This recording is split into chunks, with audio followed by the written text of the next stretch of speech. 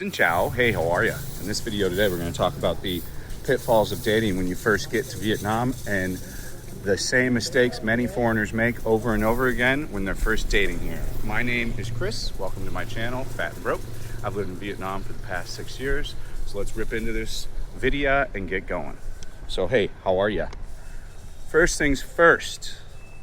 If she's way too hot for you, bro, she's way too hot for you. She's probably just looking for your money. But there's nothing wrong with that if you set that guideline. But this is probably the biggest pitfall many men make, is they go for the girl that's way too hot for them. You know, if you weren't getting super hot chicks back in America, if you're gonna come here and try to get one, she's not gonna go with you for free unless you're Don Juan and you look great. She's looking for your bank account, my boys, and how much money you got.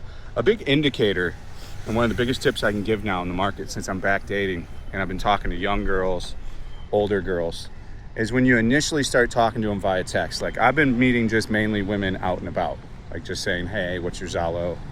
I'm on some apps and stuff too, but I always believe in just hitting the ground and talking to pretty girls you see outside. And I've talked from 18 to 35. And I can tell you this, every normal chick doesn't push to meet up right away. It's kind of in your hands and you can kind of pick the place you want to go. Any chick that is like a bad girl or that wants money, she's going to pick a restaurant, and she's going to pick a restaurant that's crazy. You're going to be like, well, would you like to go get dinner? And this is like a sugar baby, sometimes a sugar baby tactic too, of where they're checking to see how much money you have. If they're very concerned by looking at you from head to toe on what kind of shoes you're wearing, what brand all your shit is. If you have the newest iPhone, you know, clearly you can just look at the iPhone immediately now and tell it's the new one. Go figure, huh? Wonder why Apple did that. But if these things are important right away, these are almost all significant signs that she's a sugar baby. If she's got her hair crimped, like crimped hair, if she's got maybe some kind of plastic surgery at a young age that seems out of place, like maybe some lip filler, lip injections, maybe a little bit of face work where you're like, that looks a little strange. You might find it super hot, but these are all significant red flags. Breast augmentation is usually not gonna happen with a woman that's normal. Like, most chicks here aren't too concerned with having larger breasts. Sure, of course there's gonna be some, but these are telltale, very telltale signs of what you're getting into. Tattoos. Tattoos are very frowned upon in Vietnam, parents especially. So if you see a girl with an abundant amount of tattoos, especially ones that are showable outside of where the clothing covers, meaning like a whole shoulder tattoos coming out, writing, a whole writing thing coming across, and multiple different ones, these are significant signs that she's more than likely a bad girl. And when I mean bad girl, it can mean lots of different things. She could be a play girl. She could be, you know, an escort. She could just be a sugar baby. Or she just wants someone to, she might not even call it sugar baby in her head, but she just wants a rich guy to pay for all the shit. Now, if you are a rich guy and you want to pay for all of her shit and you want that hot ass, you can. There are going to be some girls that are normal though, but significantly and typically what I've found with the ultra hot chicks, the 8.5s, 9s, and 10s, they're almost exclusively all looking for money. And if you don't have something to offer, meaning trips, bags, not even bags, but a lot of spending, I think you're gonna be pretty difficult. A normal, like, office girl and stuff, she's gonna wanna go on a 20-cent noodle date for the first time. Like, me and my ex-wife's first date was 10 cents noodles. Like, the cheapest ones you can get. It made me deathly ill for a week, but, you know, there was no push to spend any kind of money or anything like that.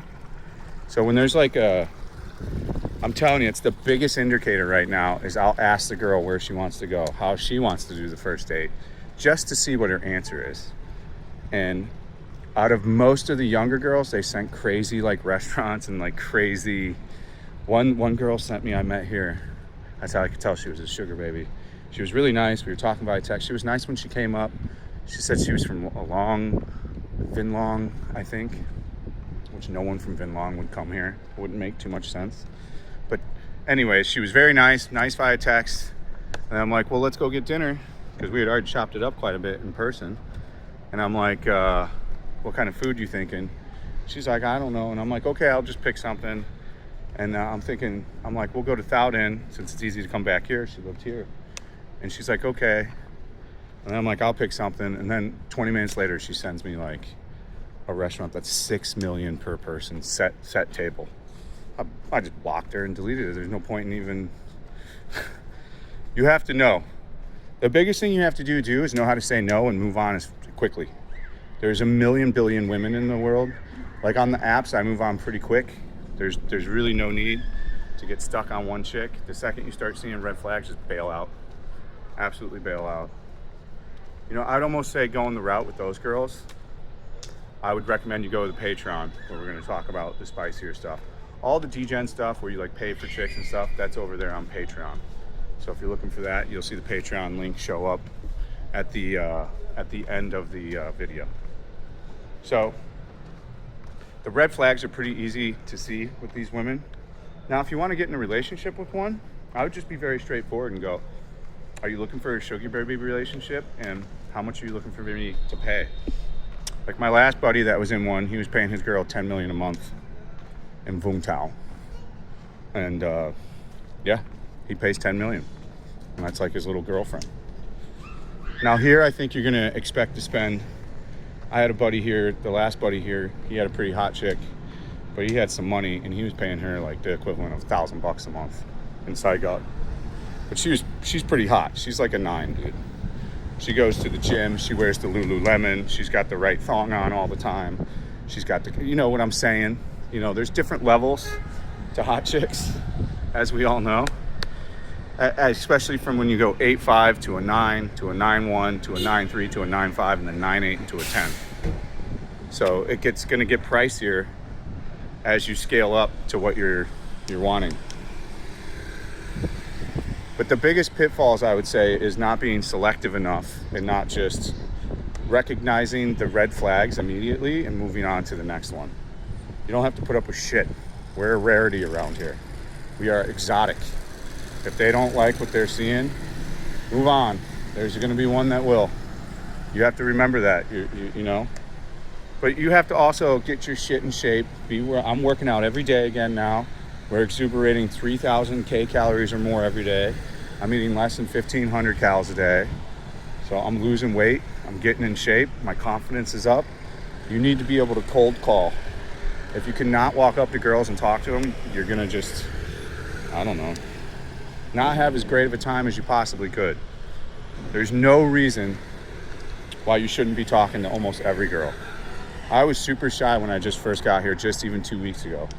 But just working out every day and getting back in shape, feeling confident, being able to bust out crunches again and push-ups and sit-ups and all this stuff, you know, I'm talking to every girl now. I think I've gotten 5 different phone numbers here. They've all fizzled out, but I'm going to keep trying. Out here, it's not easy to date. It's too far. You have to find someone here. And then, like, do you really want to fuck your neighbor and not see her again and walk by her every day? I mean, for me, I don't care because I'm leaving here like in 2 weeks. We're starting to look at apartments from today on. So I'm not going to be here that much longer. But I mean, I think that's, I get pretty good crash course stuff on this because I've seen it, done it, been there. But these are your leading indicators. And then the Tinder scam and stuff, that it's not as hardcore anymore. It seems like they kind of clean that up. But if a chick's asking you what district you're in right away, that's a hooker. If they're asking your location right when they talk to you on an app, that's a working girl. So you can just sort through it in that way. What else is there? Yeah, there should be no money exchanged. I've heard a few girls are asking for money up front to, like, I heard there's like one that's like a bus scam where the girls are saying they're in like Vinlong or something and they need a bus ticket to come see you. Some guy sent me an email about that and he paid it and she never came, of course. So don't be sending any money here or anything like that. That's all stupid shit. Use your head, use your brain. The best chicks you're gonna meet are cold calling, talking chicks IRL. And then following up briskly, getting the Zalo, and meeting up right away. Coffee, I guess. I'm not a big coffee guy for the first time. Typically, I'd like to get cocktails and get you loosened up. Coffees are going to be stiff dates sometimes. You got to do a lot of the work. If you get them a cocktail, they do get a little loose. Again, my first real date with my wife before that noodles was at a cocktail. We had a cocktail, and she loosened up a little because she doesn't drink after her first drink, and I got to know her personality a little bit better. These are just pro tips. But I wouldn't waste your time on a full length anything on your first interaction. 15-minute drinks, because if they're weird and you need to get out of there, you honestly never know.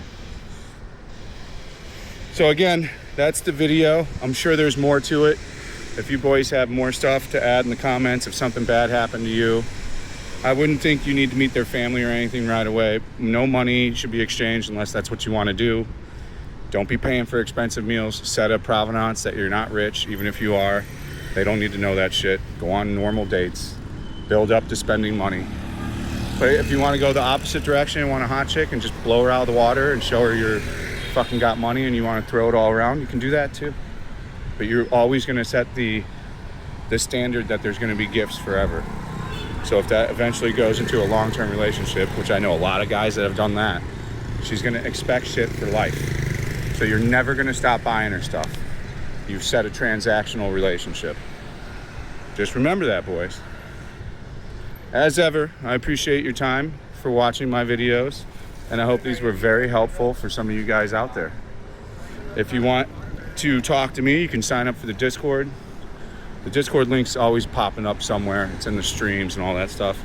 Also, if you want to see more degen shit and how to just like where to go to brothels and stuff kind of like that, it's on the Patreon. So as ever, thanks for watching. Stay frosty. We'll see you on the next one. Peace out.